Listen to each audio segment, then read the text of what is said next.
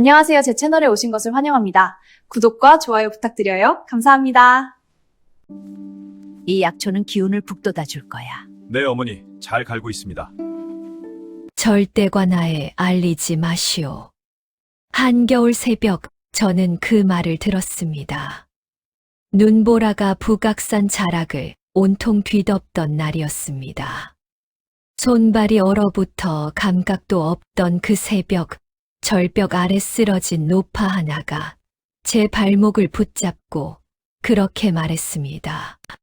목소리는 가늘었지만 눈빛만큼은 살아 있었습니다. 두려움이 아니라 단단한 무언가를 품고 있는 눈빛이었습니다.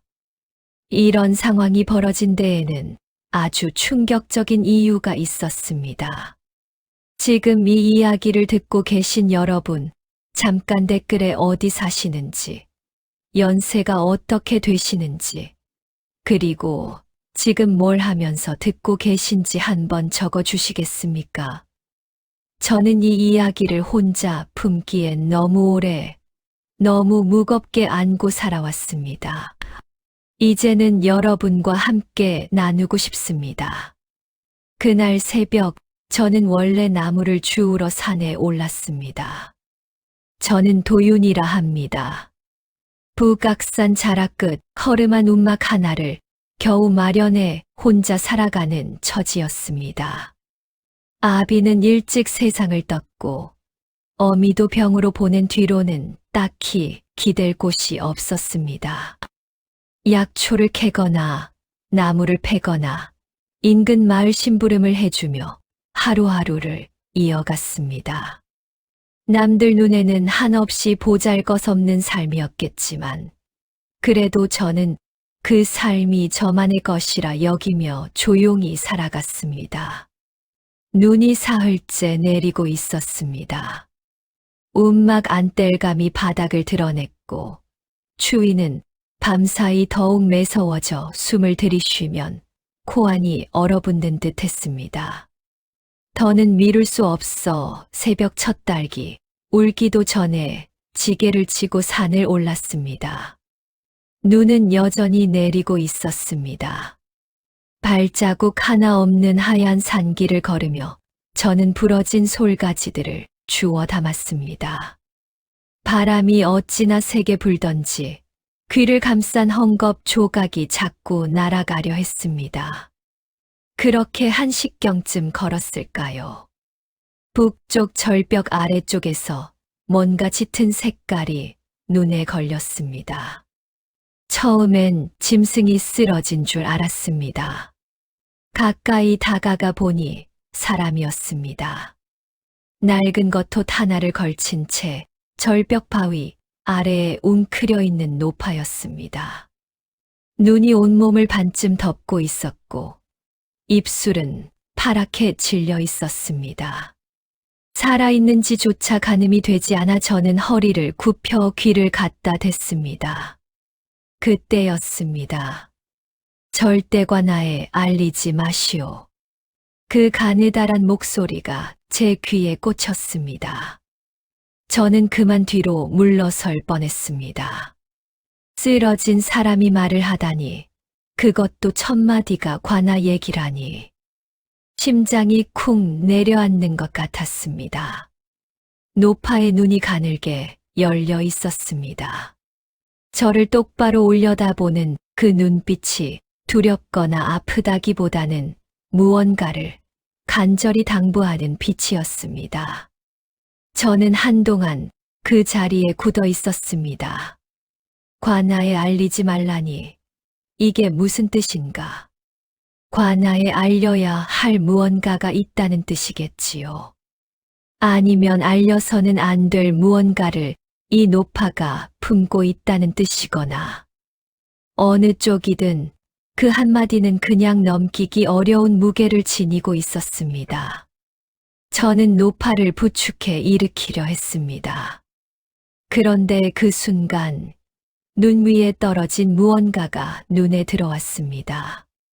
비단신 한 짝이었습니다. 수수한 삼배나 집신이 아니라 고운 비단으로 만든 신이었습니다. 코끝에 작은 매화 문양이 수놓여 있었고 색은 짙은 남빛이었습니다. 이 절벽 아래에 이런 신이.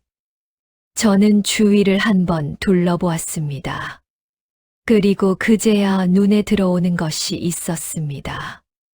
바위 틈새에 반쯤 끼어있는 족자 하나. 가까이 들여다보니 족자 한쪽 귀퉁이에 붉은 자국이 번져 있었습니다. 피였습니다. 이미 굳어 거뭇하게 변해 있었지만 분명히 피었습니다. 저는 식은땀이 돋는 것을 느꼈습니다. 발자국이 이상했습니다. 노파가 쓰러진 자리 주변 분명 누군가 다녀간 흔적이 있어야 했습니다. 그런데 눈 위에는 노파의 것으로 보이는 발자국 외에 다른 흔적이 보이지 않았습니다. 아니, 정확히는 지워진 것처럼 보였습니다. 눈을 쓸어낸 듯 흔적이 어색하게 고르게 덮여 있는 부분이 군데군데 있었습니다. 자연스럽게 눈이 쌓인 게 아니라 누군가 일부러 발자국을 없앤 것처럼. 이 노파를 누군가 여기에 데려다 놓은 것인가. 등골이 오싹했습니다. 하지만 그렇다고 이대로 두고 갈 수는 없었습니다. 눈보라 속에 이 상태로 두면 날이 밝기도 전에 숨이 끊어질 것이 뻔했습니다. 저는 지게를 내려놓고 노파를 등에 업었습니다. 생각보다 가볍고 또 생각보다 차가운 몸이었습니다. 움막으로 내려오는 길이 그렇게 멀게 느껴진 적이 없었습니다. 노파를 업고 눈길을 내려오는 내내 저는 자꾸 뒤를 돌아보게 되었습니다. 누군가 따라오는 것 같은 기분, 나뭇가지 흔들리는 소리에도 괜스레 몸이 굳는 기분. 그 느낌은 움막 문을 닫아 걸고 나서도 쉽게 가시지 않았습니다. 노파를 집자리에 눕히고 남은 솔가지에 불을 붙였습니다. 손발을 문지르고 녹인 눈물을 입술 사이로 조심스럽게 넣어드렸습니다. 얼마나 지났을까요? 노파의 호흡이 조금씩 고르게 돌아오기 시작했습니다. 저는 그제야 긴 숨을 내쉬었습니다. 그리고 비로소 차분하게 노파의 손을 살펴보게 되었습니다. 손목이었습니다. 낡은 것토 소매 아래 희미하지만 분명한 문양이 손목 안쪽에 찍혀 있었습니다.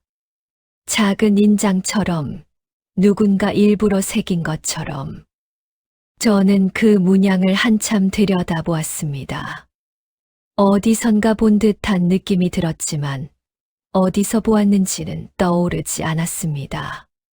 다만 한 가지는 분명했습니다. 그것은 일반 백성의 몸에 새길 수 있는 문양이 아니었습니다. 형태가 너무 정교했고 새겨진 방식이 너무 규칙적이었습니다. 저는 모르는 척 소매를 내려드렸지만 머릿속에선 온갖 생각이 뒤엉키기 시작했습니다. 이 분은 대체 누구인가? 그날 밤 노파는 내내 잠들지 못했습니다.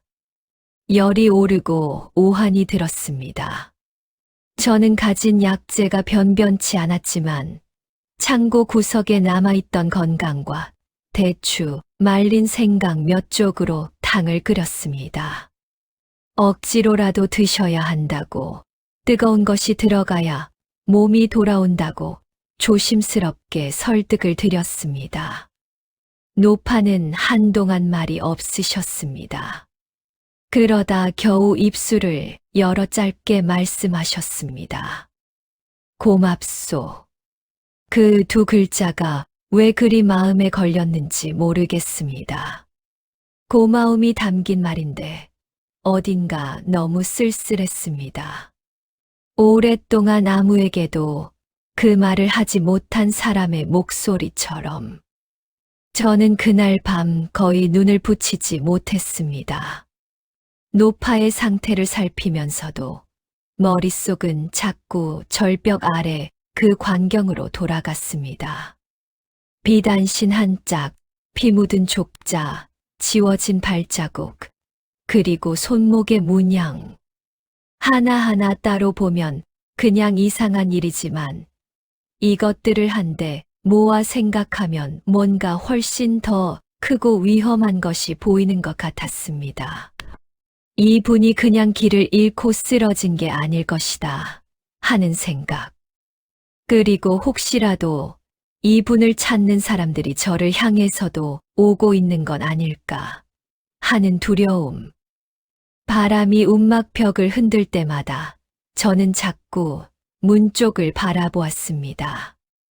날이 밝았습니다. 눈보라는 멎어 있었고 산자락은 온통 하얗게 뒤덮여 있었습니다. 고요하다 못해 너무 조용한 아침이었습니다. 노파는 아직 깊이 잠들어 계셨습니다. 열은 조금 내린 것 같았습니다. 저는 조심스럽게 움막문을 열고 밖을 살펴보았습니다. 주위는 아무것도 없었습니다. 발자국 하나 없는 하얀 눈밭만 펼쳐져 있었습니다. 그런데 그 고요함이 오히려 더 불안했습니다. 어젯밤 산에서 느꼈던 그 기분, 누군가 지켜보는 것 같은 기분이 낮이 되어도 가시지 않았습니다. 저는 문을 다시 닫고 안으로 들어왔습니다. 노파의 곁에 앉아 남은 탕을 다시 데우면서 저는 생각했습니다. 이 분을 살려내는 것이 옳은 일인지 아닌지를 따질 처지가 아니었습니다. 이미 업어왔고, 이미 불을 지폈고, 이미 약을 드렸습니다. 이제 와서 어찌할 수 있는 것도 아니었습니다. 다만 한 가지만큼은 마음속으로 다짐했습니다. 이분이 깨어나시면 무슨 말씀을 하시든 끝까지 듣겠다고. 그리고 이분이 원하는 것이 무엇이든 내가 할 수 있는 한은 함께 감당해 보겠다고. 그것이 옳은 선택인지는 저도 그때는 알 수 없었습니다. 사흘이 지나도록 노파는 눈을 뜨지 않으셨습니다. 열이 오르고 내리기를 반복했습니다. 저는 그 사이사이마다 물을 적신 헝겊을 이마에 올려드리고 끓인 탕을 조금씩 흘려 넣어드렸습니다. 움막 안은 작았지만 그나마 불기운이 돌았고 바람은 막혔습니다. 제가 할 수 있는 건 그것뿐이었습니다. 이틀째 밤이었습니다. 노파가 갑자기 몸을 뒤척이며 무언가를 중얼거렸습니다. 저는 귀를 기울였습니다. 알아들을 수 없는 말들이었습니다. 아니, 말이라기보다는 이름 같았습니다. 누군가의 이름을 부르는 것처럼 짧고 간절하게 반복되는 소리였습니다. 그 소리가 어찌나에 끊는지 저는 괜스레 눈을 어디에 두어야 할지 몰랐습니다. 꿈속에서도 놓지 못한 이름이 있다는 것. 그것이 얼마나 깊은 사연을 품고 있는지 저는 그때 어렴풋이 느꼈습니다. 사흘째 되던 날 아침 노파가 눈을 떴습니다. 저는 마침 아궁이 앞에 쪼그려 앉아 불을 살피고 있었습니다. 인기척에 고개를 돌리니 노파가 천장을 바라보며 가만히 누워 계셨습니다. 눈이 떠 있었습니다. 저는 얼른 다가가 무릎을 꿇었습니다. 정신이 드십니까? 노파는 천천히 저를 바라보았습니다. 한참 동안 말이 없으셨습니다. 그 눈빛이 묘했습니다. 낯선 곳에 있다는 당혹감도 낯선 사람 앞에 있다는 경계심도 아니었습니다. 그저 깊고 고요한 무언가를 오래 참아온 사람의 눈빛이었습니다. 여기가 어디요? 목소리는 여전히 가늘었지만 또렷했습니다. 북악산 자락 아랫마을입니다. 사흘 전 절벽 아래에서 쓰러지신 것을 제가 업어왔습니다. 노파는 그 말을 듣고도 별다른 표정을 짓지 않으셨습니다. 그저 작게 고개를 끄덕이셨습니다. 저는 조심스럽게 여쭈었습니다. 성함이 어떻게 되십니까? 댁은 어디이시고 가족은 계십니까? 알려주시면 제가 기별을 넣어 드릴 수 있습니다. 노파는 잠시 눈을 감으셨습니다. 그리고 다시 떴을 때 그 눈빛은 조금 전보다 더 단단해져 있었습니다. 묻지 마시오. 그것뿐이었습니다. 이름도 고향도 가족도 아무것도 말씀하지 않으셨습니다. 저는 더 이상 여쭐 수가 없었습니다. 억지로 캐낼 수 있는 것도 아니었고 그러고 싶지도 않았습니다. 말씀하지 않으시는 데에는 그만한 이유가 있을 터였습니다. 저는 그냥 탕그릇을 내밀었습니다. 일단 드십시오. 사흘을 아무것도 못 드셨습니다. 노파는 잠자코 그릇을 받으셨습니다. 그렇게 노파는 제 움막에 머무르게 되었습니다. 저는 그분을 어떻게 불러야 할지 몰라 마음속으로만 어르신이라 하였습니다. 나중에 저는 그분이 서윤비라는 이름을 가졌다는 것을 알게 되었지만 그건 한참 뒤의 일이었습니다. 처음 며칠 동안은 그저 말없이 같은 공간에 있는 것이 전부였습니다. 서윤비는 몸이 회복되면서도 먼저 말을 거는 일이 없으셨습니다. 밥을 드실 때도 햇살이 드는 문 앞에 나와 앉으실 때도 그냥 조용히 계셨습니다. 저도 굳이 말을 붙이지 않았습니다. 어색하지는 않았습니다. 그 침묵이 오히려 편안하기까지 했습니다. 다만 밤이 문제였습니다. 밤마다 서윤비는 악몽을 꾸셨습니다. 처음에는 그냥 잠꼬대려니 했습니다. 그런데 밤이 갈수록 심해졌습니다. 새벽 2, 3시쯤 되면 어김없이 몸을 뒤척이며 신음소리를 내셨습니다. 그리고 그 사이사이 누군가의 이름을 부르셨습니다. 낮게, 간절하게. 제가 알아들을 수 없는 이름이었습니다.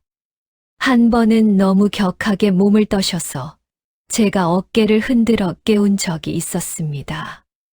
눈을 뜬 서윤비는 한동안 숨을 고르셨습니다. 이마에는 식은땀이 맺혀 있었습니다. 괜찮으십니까? 그분은 대답 대신 천천히 자리에 앉으셨습니다. 그리고 조용히 밤하늘을 바라보셨습니다. 그 뒷모습을 보며 저는 아무 말도 하지 못했습니다. 해드릴 수 있는 것이 아무것도 없었습니다.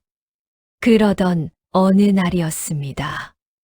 마을 아이들 사이에서 열병이 돌기 시작했습니다.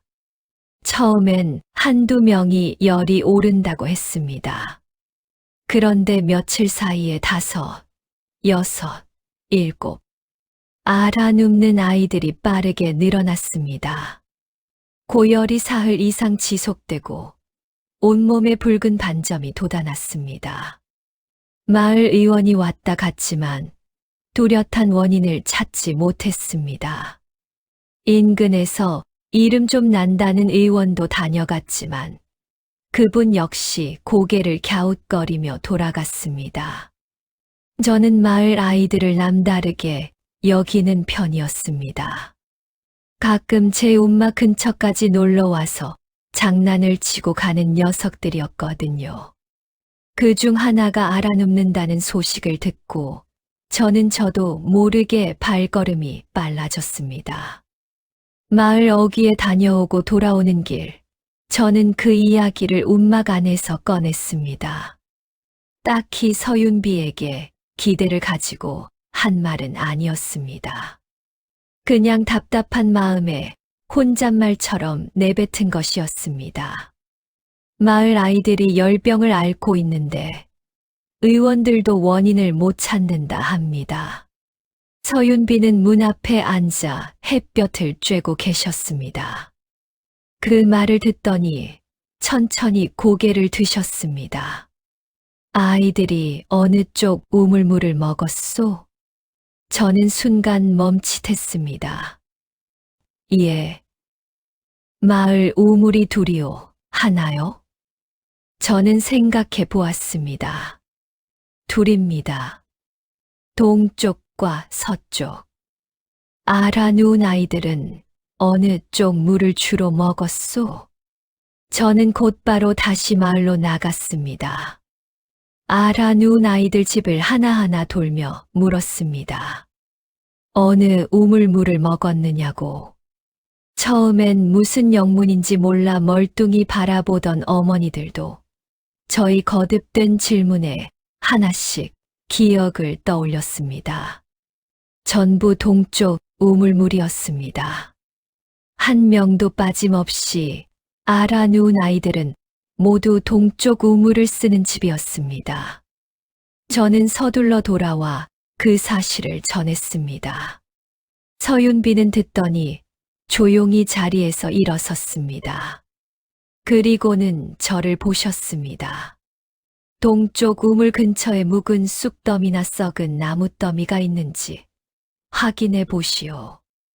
아마 우물 안에 독성 이끼가 번졌을 거요. 계절 바뀔 때 나타나는 수독이요. 수독. 저는 그 말을 처음 들었습니다. 하지만 서윤비의 말투에는 흔들림이 없었습니다.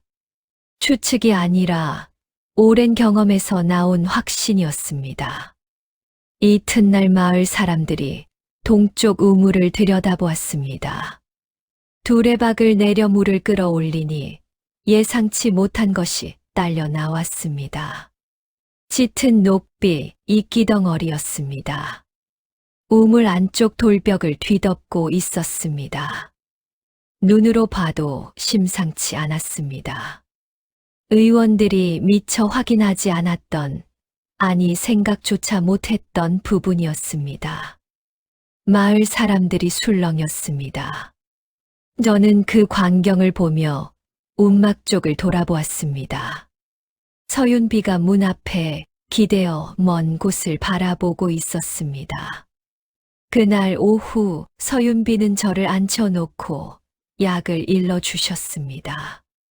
백출, 복령, 택사, 절영, 그리고 소량의 계지, 분량까지 정확히 너무도 막힘없이 말씀하셨습니다. 저는 받아 적었습니다. 약재들은 다행히 제가 그동안 모아둔 것들 중에 대부분 있었습니다. 이것을 물 2사발에 넣고 1사발이 될 때까지 달이시오. 하루 2번, 사흘이면 열이 내릴 것이오. 저는 그대로 약을 지었습니다. 그리고 마을로 가져갔습니다. 반신반의하던 어머니들도 이틀이 지나자 달라진 아이들의 상태에 눈이 커졌습니다. 사흘째 되던 날 알아누웠던 아이들의 열이 일제히 내렸습니다. 마을 사람들이 술렁이기 시작했습니다. 도윤이가 약을 지었다는데 그게 신통방통하게 들었다더라. 물론 제가 지은 약이 아니었습니다. 저는 그냥 심부름을 한 것이었습니다. 하지만 저는 그 출처를 말하지 않았습니다. 서윤비가 원하지 않으실 것 같았습니다. 움막으로 돌아오니 서윤비는 여전히 조용히 앉아 계셨습니다. 저는 그 앞에 앉아 한동안 말없이 있다가 입을 열었습니다. 어르신, 저는 약초를 좀 다루긴 합니다만 그런 처방은 도저히 엄두가 나지 않습니다. 수독이라는 것도 절영과 택사를 그렇게 쓰는 방법도 오늘 처음 들었습니다. 서윤비는 아무 말씀이 없으셨습니다. 의원이신 겁니까? 긴 침묵이 흘렀습니다. 서윤비는 제 눈을 바라보셨습니다. 그 눈빛 속에 무언가 흔들리는 것이 보였습니다. 오랫동안 감추어 온 것이 표면 가까이 올라오는 것처럼. 그분은 대답 대신 천천히 시선을 내리깔며 말씀하셨습니다. 아이들이 다 나았소? 예, 다 나았습니다. 그럼 됐소. 그것으로 대화는 끝이었습니다. 서윤비는 더 말씀하지 않으셨습니다. 하지만 저는 그 짧은 대답 속에서 모든 것을 느꼈습니다. 자신이 누구인지 밝히지 않으면서도 아이들이 낳았다는 말에 안도하는 그 마음. 이분은 평범한 떠돌이 노인이 아니었습니다. 숨겨진 신분이 있는 분이었습니다. 그것도 평생을 사람의 목숨을 다루어 온 조선에서 가장 깊은 의술을 지닌 분일지 모른다는 생각이 그날 처음으로 제 안에 단단히 자리를 잡았습니다. 약을 들고 마을을 돌던 날이었습니다. 아이들이 차례로 자리를 털고 일어나면서 저를 찾는 집이 하나둘 늘어났습니다. 열이 떨어졌다고, 밥을 먹기 시작했다고, 고맙다고. 저는 그때마다 그저 머리를 긁적이며 별것 아니라고 했습니다. 사실 별것 아닌 게 맞았습니다. 저는 그냥 시키는 대로 약을 지었을 뿐이었으니까요. 그날도 마지막으로 약을 전할 집이 하나 남아 있었습니다. 마을 북쪽 끝 돌담이 높고 소슬대문이 달린 양반집이었습니다. 박찬봉 댁이었습니다. 그 집 막내 도련님이 마지막까지 열이 내리지 않고 있다고 했습니다. 저는 약 보따리를 들고 그 집 문 앞에 섰습니다.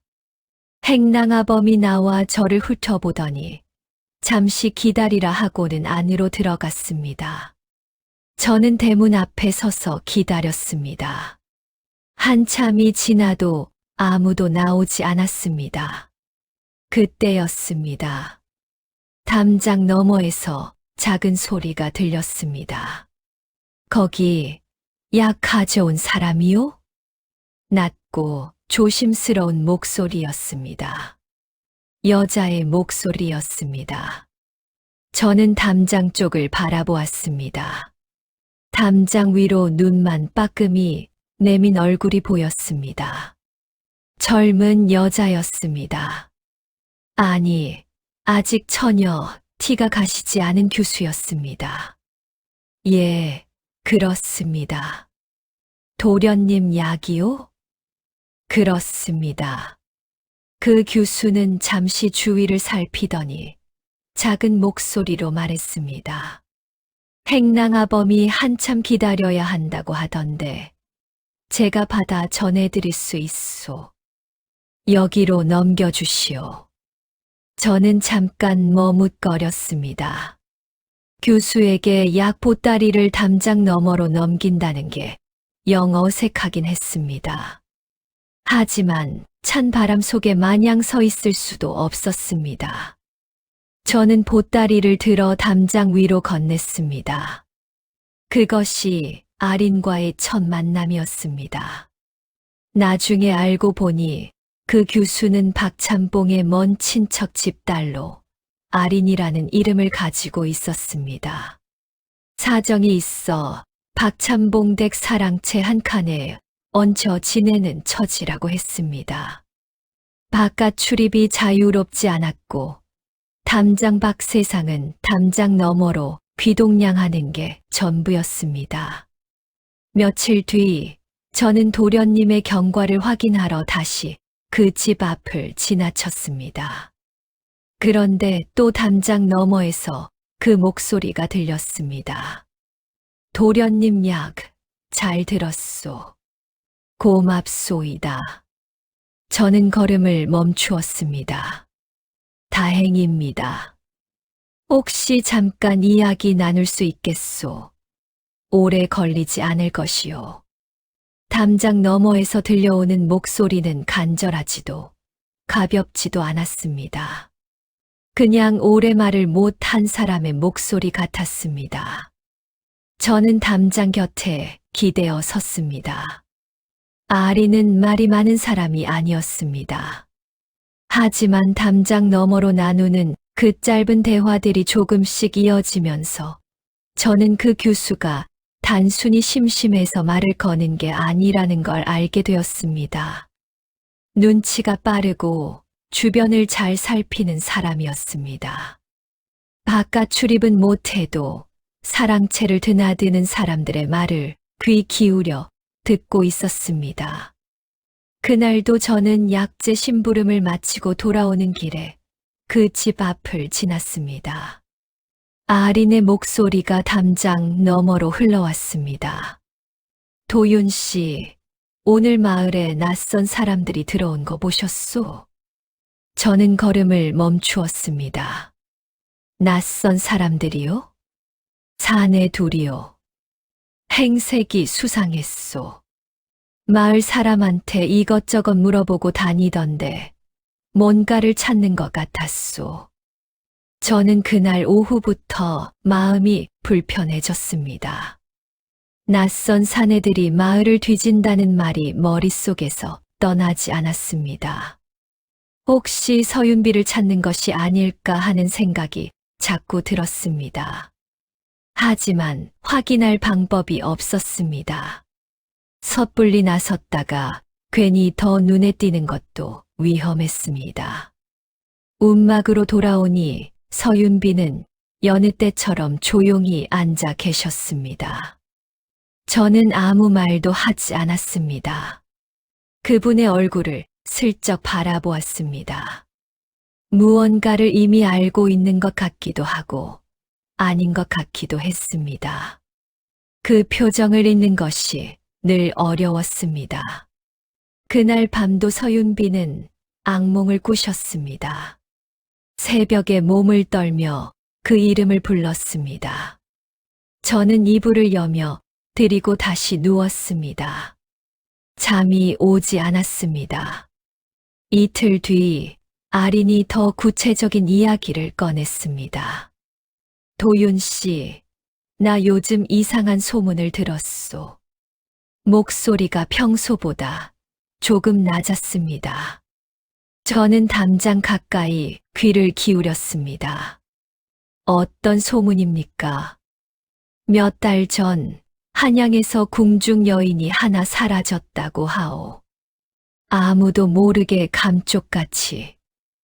궁 안에서는 쉬쉬하고 있다는데 소문이 새어 나왔소.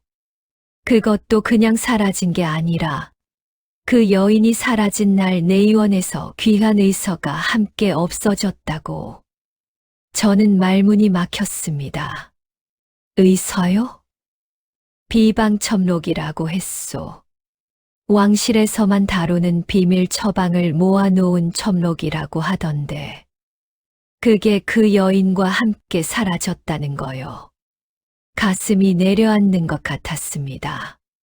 궁중 여인, 내의원, 사라진 비방첨록. 하나하나가 따로 들으면 그냥 먼 곳의 이야기였습니다. 그런데 그것들이 한데 모이는 순간 움막 안에 조용히 앉아 계신 서윤비의 얼굴이 떠올랐습니다. 저는 애써 침착하게 물었습니다. 그 여인이 어떻게 생겼다는 말은 없었습니까? 나이 든 여인이라고만 했소. 의술이 뛰어난 분이라는 말도 있고 자세한 건 나도 모르오. 저는 담장에서 물러서며 고개를 끄덕였습니다. 알겠습니다. 고맙소. 도윤 씨. 아린이 낮게 불렀습니다. 그 낯선 사내들, 오늘도 마을을 돌았소. 그리고 이번엔 북쪽 산자락 쪽을 유독 오래 바라보고 있었소. 북쪽 산자락. 제 움막이 있는 쪽이었습니다. 그날 밤, 저는 잠을 이룰 수가 없었습니다. 서윤비가 잠든 뒤, 저는 조용히 밖으로 나왔습니다. 차가운 밤 공기가 얼굴을 때렸습니다. 하늘에는 달이 없었고 사방이 어두웠습니다. 저는 움막 주위를 한 바퀴 돌았습니다. 그런데 무언가 이상했습니다. 움막 뒤편 마른 풀이 덮인 땅 한 군데가 어수선했습니다. 가까이 다가가 보니 분명했습니다. 땅이 파헤쳐져 있었습니다. 크게 파는 게 아니라 조심스럽게 긁어낸 것처럼. 하지만 사람의 손이 다녀간 건 분명했습니다. 흙이 뒤집혀 있었고 마른 풀이 꺾여 있었습니다. 낮 동안 제가 집을 비운 사이에 누군가 다녀간 것이었습니다. 저는 그 자리에 쪼그려 앉아 한동안 생각에 잠겼습니다. 무엇을 찾은 것일까? 아니, 찾은 것인지 아직 찾지 못한 것인지조차 알 수 없었습니다. 파헤친 흔적은 여러 군데였습니다. 움막 뒤편뿐 아니라 왼쪽 담장 아래도 마당 한쪽도 비슷하게 긁힌 자국이 있었습니다. 무언가를 숨겨놓은 곳을 찾고 있는 것처럼. 저는 안으로 들어와 서윤비를 바라보았습니다. 그분은 깊이 잠들어 계셨습니다. 이 고요한 얼굴 뒤에 얼마나 많은 것들이 감추어져 있을까. 저는 깨울 수가 없었습니다. 아니, 깨워서 물어볼 용기가 나지 않았습니다. 이 움막이 더 이상 안전한 곳이 아닐 수 있다는 생각이 처음으로 찾아들었습니다. 다음 날 아침, 저는 서윤비에게 조심스럽게 말을 꺼냈습니다. 어르신, 드릴 말씀이 있습니다. 그분은 찻잔을 감싸 쥔 채 저를 바라보셨습니다. 어젯밤 집 주변 땅이 파헤쳐진 것을 발견했습니다. 그리고 마을의 낯선 사내들이 며칠째 돌아다니고 있다는 이야기도 들었습니다. 서윤비의 손이 잠깐 멈추었습니다. 아주 짧은 순간이었지만 저는 그것을 놓치지 않았습니다. 무언가 숨겨두신 것이 있습니까? 긴 침묵이 흘렀습니다. 서윤비는 찻잔을 천천히 내려놓으셨습니다. 나를 찾는 자들이요. 처음으로 스스로 인정하는 말이었습니다. 저는 숨을 참았습니다. 피하셔야 하지 않겠습니까? 서윤비는 고개를 저으셨습니다. 피해서 닿을 수 있는 곳이 없소. 이미 오래전부터 그랬소. 그 말이 가슴에 쿵 박혔습니다. 도망칠 수 있는 곳이 없다는 것. 그것이 두려움에서 나온 말이 아니라 체념과 각오가 섞인 말이라는 것이 느껴졌습니다. 저는 더 묻지 않았습니다. 그날 하루 종일 저는 집 주변을 자주 살폈습니다. 마을 쪽에서 수상한 인기척이 있는지, 낯선 발자국이 보이는지, 그러나 아무것도 보이지 않았습니다. 오히려 그 고요함이 더 불안했습니다. 없는 것이 아니라 이때 보이지 않는 것 같은 느낌이었습니다. 그날 저녁 아린에게서 또 소식이 왔습니다. 사내들이 마을 주막에 머물기 시작했다는 것이었습니다. 그날 밤 저는 절벽 아래서 주워온 족자를 다시 꺼내 보았습니다. 핏자국이 번진 그 족자. 그동안 함부로 펼쳐보지 못하고 구석에 두었던 것이었습니다. 조심스럽게 말린 것을 펴보니 안쪽에 빼곡한 글씨가 적혀 있었습니다. 약재 이름과 분량, 처방의 순서. 읽으면 읽을수록 보통 의서가 아니었습니다. 처방 하나하나가 너무 정교했고 일반 의원이 쓸 수 있는 내용이 아니었습니다. 저는 손이 떨렸습니다. 이것이 혹시 사라졌다는 비방첨록의 일부가 아닐까. 그리고 서윤비가 이것을 품고 절벽 아래까지 간 것이라면 그분이 지키려 했던 것이 단순히 자신의 목숨만이 아니었다는 뜻이 되었습니다. 저는 족자를 다시 조심스럽게 말아 깊은 곳에 감추었습니다. 그리고 오랫동안 불빛을 바라보았습니다. 이 이야기가 어디로 흘러갈지 저는 그때 전혀 알지 못했습니다. 그 일은 예고도 없이 찾아왔습니다. 어느 날 아침 박찬봉대 갱랑아범이 포졸 둘을 데리고 제 움막 앞에 나타났습니다. 저는 마당에서 약재를 손질하다가 그 광경을 보고 그 자리에 굳어버렸습니다. 포졸들의 표정은 굳어 있었고 행랑아범은 저를 손가락으로 가리키며 무언가를 말했습니다. 저 놈이요. 저 놈이 박찬봉댁 창고에서 약재를 훔쳐간 것이요. 저는 귀를 의심했습니다. 무슨 말씀을 하시는 겁니까? 저는 아무것도 훔친 것이 없습니다. 증인이 있소. 그날 밤 이 움막에서 박찬봉댁 쪽으로 향하는 것을 본 사람이 있다 하오. 포졸 하나가 앞으로 나서며 제 팔을 잡았습니다. 저는 뿌리치려 했지만 혼자였고 상대는 둘이었습니다. 발버둥을 쳐봐야 더 나쁘게 보일 뿐이었습니다. 포졸들이 저를 끌고 가는 동안 저는 마을 사람들의 시선을 느꼈습니다. 수군거리는 소리가 들렸습니다. 도윤이가 도둑질을 했다고, 진작 이상한 놈이라 생각했다고. 평소 조용히 지내던 사람들도 그 순간만큼은 고개를 돌리거나 눈을 피했습니다. 억울하다는 말이 목구멍까지 차올랐지만 소리를 지를 수도 없었습니다. 관아 앞마당까지 끌려가는 동안 머릿속은 빠르게 돌아갔습니다. 박찬봉이 왜 이런 짓을 한 것일까? 단순히 저를 미워해서가 아닐 것이었습니다. 저는 그 집 아이에게 약을 전했고 아린과 담장 너머 이야기를 나눈 것밖에는 없었습니다. 아린. 혹시 아린이 이 일과 관계가 있는 것인가? 아니면 진짜 이유는 따로 있는 것인가? 움막 안에 서윤비가 혼자 남겨졌다는 생각이 뒤늦게 머릿속을 때렸습니다. 관아 창고 한 칸이 임시 옥으로 쓰이고 있었습니다.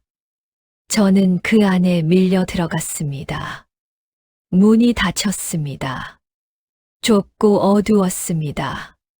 짚이 바닥에 깔려 있었지만 습기가 올라와 차가웠습니다.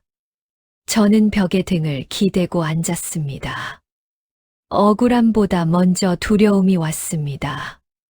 서윤비가 걱정되었습니다. 혼자 움막에 남겨진 그분이, 낯선 사내들이 마을을 뒤지고 있다는 것을 아는 그분이, 제가 없는 사이 무슨 일이 생긴다면, 저는 손을 꽉 쥐었습니다. 아무것도 할 수 없다는 것이 이렇게 무거운 것인지 그날 처음 알았습니다. 그렇게 반나절이 지났습니다. 해가 기울 무렵이었습니다. 창고 문이 열렸습니다. 저는 포졸이 다시 온 줄 알고 고개를 들었습니다. 그런데 문 앞에 선 것은 포졸이 아니었습니다. 서윤비였습니다. 저는 눈을 의심했습니다. 그분은 낡은 겉옷을 단정히 여미고 등을 곧게 편 채 문 앞에 서 계셨습니다. 처음 보는 자세였습니다. 움막에서 늘 웅크리듯 앉아 계시던 그 모습이 아니었습니다. 작은 체구였지만 그 순간만큼은 무언가 다른 사람처럼 보였습니다. 나오시오. 낮고 또렷한 목소리였습니다. 어떻게 여기에? 나중에 묻소. 일단 나오시오. 서윤비는 관아 마당에서 기다리고 있던 관원 앞으로 저를 데리고 갔습니다. 그리고 조용하지만 단호하게 말했습니다. 도유는 그날 밤 움막을 떠난 적이 없으며 자신이 증인이라고. 박찬봉이 내세운 증인의 말이 거짓임을 조목조목 짚었습니다. 어찌나 침착하고 논리정연하게 말씀하시던지 관원도 쉽게 반박하지 못하는 눈치였습니다. 저는 그 옆에서 그냥 서 있었습니다. 말을 보태야 할 것 같은데 아무것도 더 할 것이 없었습니다. 서윤비 혼자 이미 다 하고 있었습니다. 결국 관원은 저를 그날 풀어주었습니다. 증거가 불충분하다는 이유였습니다. 박찬봉 쪽에서 더 추궁하려 했지만 일단 물러서는 수밖에 없었습니다. 마당을 걸어 나오는데 다리가 후들거렸습니다.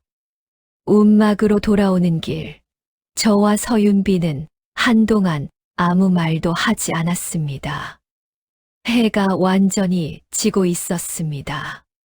산자락에 저녁 어스름이 내려앉았습니다. 발밑에 서거기는 마른 풀 소리만 들렸습니다. 저는 걸으면서 자꾸 그분을 곁눈질로 바라보았습니다. 움막 안에 들어와 불을 붙이고 나서야 저는 입을 열었습니다. 어떻게 하셨습니까? 관아까지 혼자 오셨으면 위험할 수도 있었는데. 서윤비는 불 앞에 앉으며 짧게 말씀하셨습니다. 더 숨어 있을 수가 없었소. 그 말이 단순한 대답이 아님을 저는 느꼈습니다. 저를 꺼내기 위해서뿐만이 아니라 이미 다른 무언가를 결심하신 말처럼 들렸습니다. 할 말이 있소, 도윤 씨. 서윤비는 오래 침묵하셨습니다. 불빛이 그분의 얼굴을 비추었습니다. 그 얼굴에 어떤 감정이 지나가는지 저는 다 읽을 수 없었습니다. 두려움인지 체념인지 아니면 오래 참아온 것을 내려놓으려는 것인지. 그리고 천천히 말씀하셨습니다. 나는 의녀였소. 저는 숨을 참았습니다. 공중내의원 소속으로 왕실 혈통의 병을 다루었소.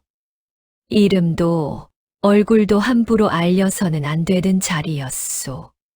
수십 년을 그렇게 살았소. 목소리는 담담했습니다.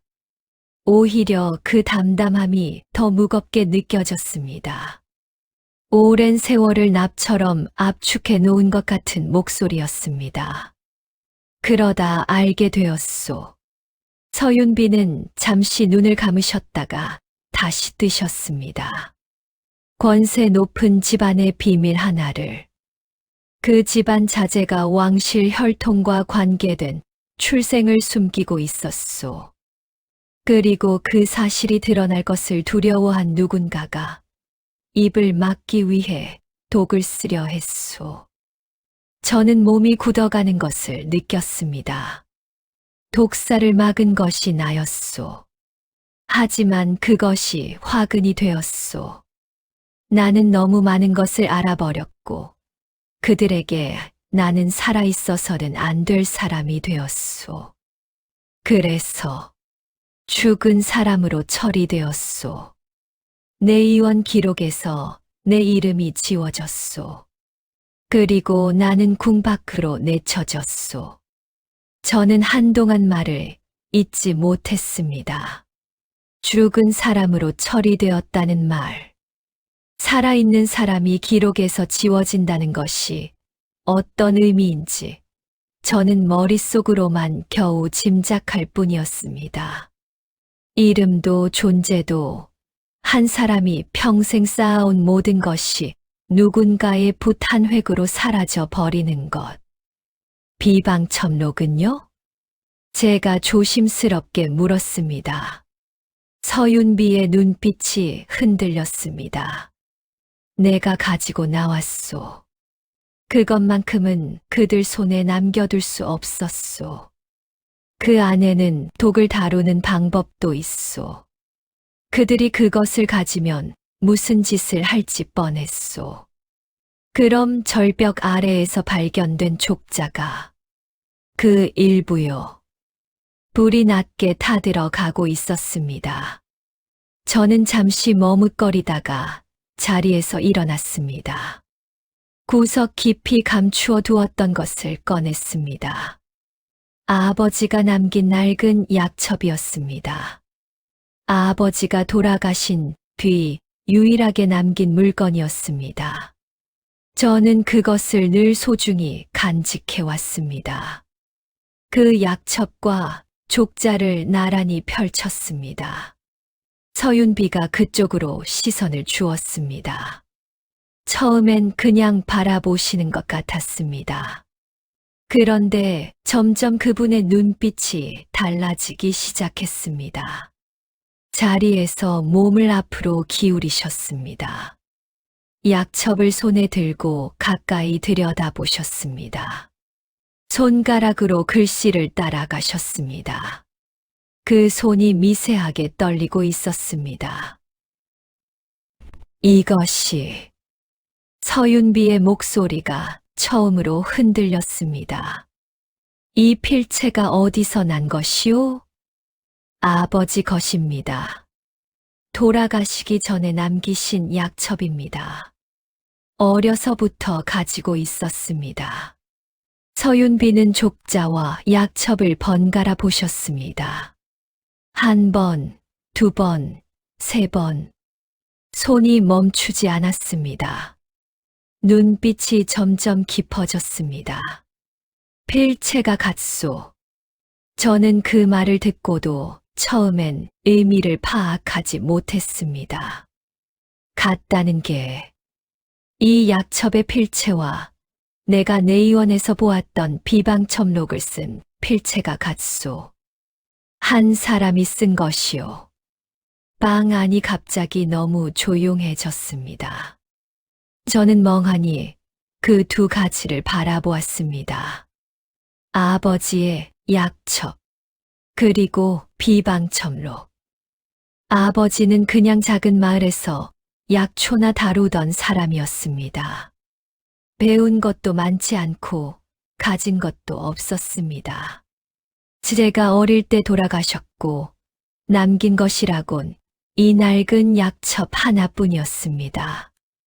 저는 그것을 아버지의 흔적이라 여겨 소중히 간직했을 뿐 그 안에 무엇이 담겨 있는지 깊이 생각해 본 적이 없었습니다. 그런데 그 필체가 궁중 비방첨록과 일치한다는 것. 그것은 아버지가 제가 알던 사람이 아닐 수 있다는 뜻이었습니다. 저는 오랫동안 그 자리에 굳어 있었습니다. 서윤비도 말이 없으셨습니다. 불빛만이 흔들리고 있었습니다. 그날 밤 제가 알고 있다고 믿었던 것들이 하나씩 무너지기 시작했습니다. 증거를 모으는 데는 사흘이 걸렸습니다. 서윤비는 움막 안에서 조용히 그러나 빠르게 움직이셨습니다. 품속 깊이 간직해 오신 것들을 하나씩 꺼내셨습니다. 공중 문양이 찍힌 작은 증표, 독살 시도가 기록된 쪽지, 그리고 비방첨록에 남은 부분들. 저는 그것들을 보며 이분이 도망치는 내내 이것들을 지켜왔구나 하는 생각에 가슴이 먹먹해졌습니다. 아린도 힘을 보탰습니다. 박찬봉 댁 사랑채에 머물며 귀동량으로 모아온 것들이 있었습니다. 장부가 어디 숨겨져 있는지, 수상한 사내들이 누구와 연락을 주고받는지, 담장 너머로 들은 것들이었지만 그것들이 모이니 작지 않은 증거가 되었습니다. 셋이서 작은 움막 안에 모여 앉아 그것들을 맞추어 나가던 그 밤을 저는 오래 잊지 못할 것 같습니다. 한성부 판관 앞에 선 것은 그로부터 닷새 뒤였습니다. 서윤비는 단정하게 겉옷을 여미고 앞에 서셨습니다. 저는 그 옆에 섰습니다. 판관은 처음에 우리를 보며 별 관심 없는 표정이었습니다. 초라한 움막 사내와 늙은 여인, 그것이 우리의 겉모습이었을 것입니다. 그러나 서윤비가 증표를 내밀었을 때 판관의 눈빛이 달라졌습니다. 공중 문양이 찍힌 그 작은 증표를 손에 들고 그는 한참을 말이 없었습니다. 그리고 천천히 고개를 들어 서윤비를 바라보았습니다.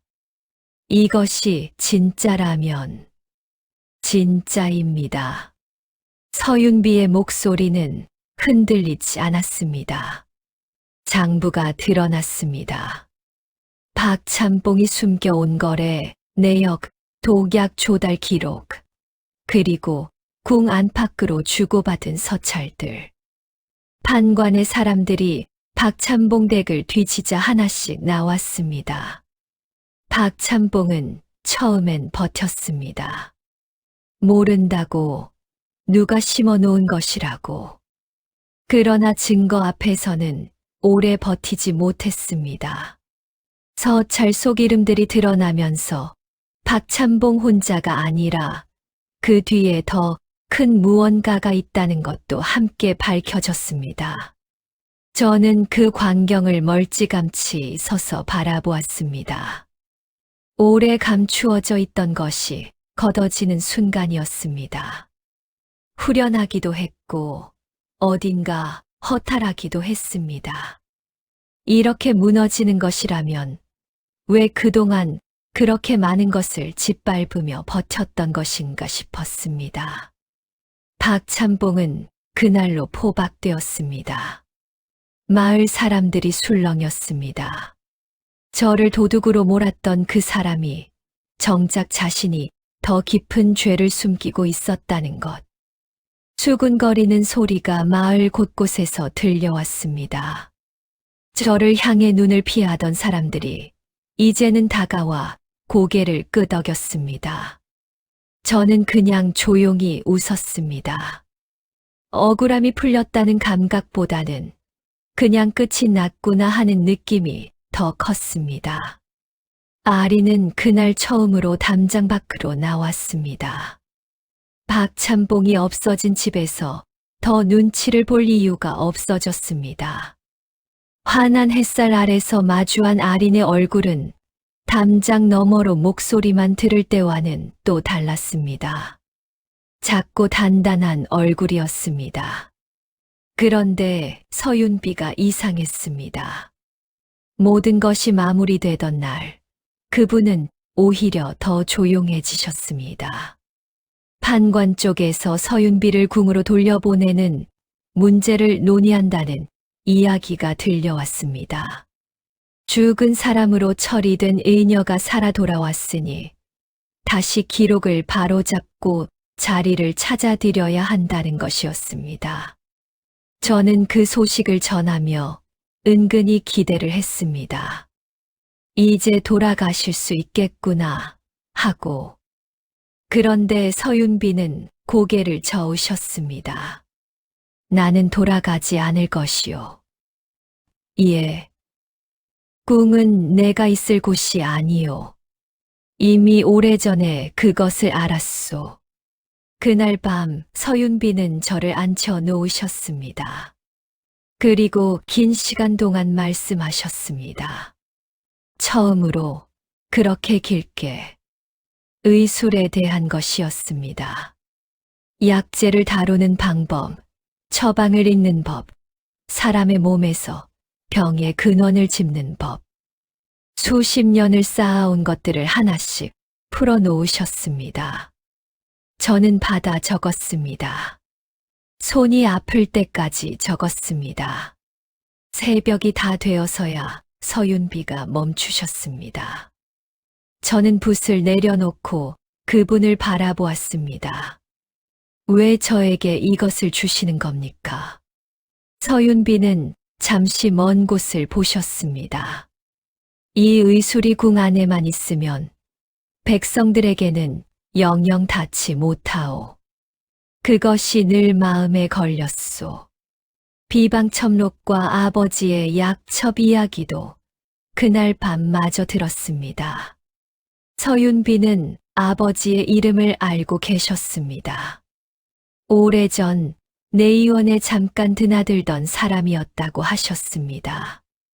의원은 아니었지만 약재에 밝았고 처방을 옮겨 적는 일을 도운 적이 있었다고. 그래서 필체가 같았던 것이었습니다. 아버지는 그 일을 저에게 말한 적이 없었습니다. 왜 말하지 않으셨는지는 이제 알 수 없었습니다. 하지만 저는 그 사실이 아버지를 낯설게 만들지는 않았습니다. 오히려 모르던 아버지의 한쪽 면을 이제야 만나는 것 같은 기분이었습니다. 평생 조용히 살다 가셨지만 그 손이 닿았던 기록이 이렇게 남아 있었다는 것. 저는 약첩을 조용히 가슴에 품었습니다. 서윤비는 며칠 뒤 떠나셨습니다. 어느 날 아침 일어나 보니 그분의 자리가 비어 있었습니다. 집자리는 깔끔하게 개어져 있었고 옆에 작은 쪽지 하나가 놓여 있었습니다. 글씨가 적혀 있었습니다. 잘 쓰시오. 그것뿐이었습니다. 이름도 어디로 간다는 말도 없었습니다. 저는 그 쪽지를 한동안 손에 들고 있었습니다. 밖으로 나가 주위를 둘러보았습니다. 아무도 없었습니다. 이른 아침 햇살이 산자락을 물들이고 있었습니다. 바람이 불었습니다. 서윤비가 어디로 가셨는지 저는 알 수 없었습니다. 다시 만날 수 있을지도.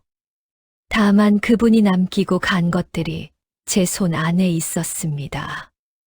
아린과 저는 그해 봄이 끝나기 전에 한양 밖으로 나왔습니다. 거창한 결심이 있었던 것은 아닙니다. 서윤비가 남기신 의술과 기록, 아버지의 약처, 그리고 제가 그동안 익혀온 약재 지식. 그것들을 들고 뭔가를 해야겠다는 생각이 자연스럽게 들었습니다. 아리는 주저없이 따라 나섰습니다. 담장 안에 갇혀 귀동냥으로 세상을 듣던 사람이 이제는 직접 걸어 나온 것이었습니다. 한양 밖 작은 마을 어귀의 의원을 열었습니다. 간판도 변변치 않았습니다. 방 한 칸에 약재 몇 가지, 그리고 받아 적은 처방들. 처음엔 찾아오는 사람이 많지 않았습니다. 그래도 저는 매일 문을 열었습니다. 열이 내리지 않는 아이, 허리가 굽어 걷기 힘든 노인, 해산 뒤 몸을 회복하지 못하는 여인. 한 명씩 왔습니다. 저는 서윤비가 알려주신 대로 약재를 고르고 불을 조절하고 처방을 짰습니다. 잘 모를 때는 받아 적은 것들을 꺼내 다시 읽었습니다. 아리는 약재를 손질하고 찾아오는 사람들의 이야기를 먼저 들어주었습니다. 그 일이 아린에게는 천성처럼 맞았습니다. 조금씩 사람들이 늘어났습니다. 소문이란 것이 참 빠른 법이어서 멀리서도 찾아오기 시작했습니다. 그러다 언제부터인가 이상한 말이 돌기 시작했습니다. 저 의원에 가면 고쳐진다더라. 그런데 이상하게 그 집 약 냄새가 꼭 궁준 것 같다더라. 의원 도윤이가 처방을 짜는데 혼자 중얼중얼 뭔가를 읽는 소리가 들린다더라. 귀신이 옆에서 가르쳐 주는 것 아니냐더라. 저는 그런 말을 들을 때마다 그냥 웃었습니다. 부정하지도 맞장구를 치지도 않았습니다. 다만 마음속으로는 그분이 생각났습니다. 서윤비, 이름도 고향도 말하지 않으셨던 분. 밤마다 누군가의 이름을 부르며 악몽을 꾸셨던 분. 그분의 의술이 이렇게 살아 숨쉬고 있었습니다. 사람들은 지금도 수군댑니다. 저 의원에는 궁에서 사라진 의녀의 혼이 아직도 남아있다더라. 저는 그 말이 틀리지 않다고 생각합니다. 서윤비는 떠나셨지만 그분이 남기신 것들은 이 작은 의원 안에 살아있습니다. 처방 속에 약재를 다루는 손끝에 아픈 사람을 바라보는 눈빛 안에 저는 오늘도 새벽에 일어나 불을 피웁니다. 약을 다리고 문을 열고 찾아오는 사람을 맞이합니다. 한겨울 새벽 북악산 자락에서 쓰러진 노파를 업어 내려오던 그날이 제 삶을 이렇게 바꾸어 놓을 줄은 몰랐습니다. 다만 한 가지는 압니다. 그날 제가 그냥 지나쳤다면 지금 이 자리는 없었을 것이라는 것을. 그것으로 충분합니다.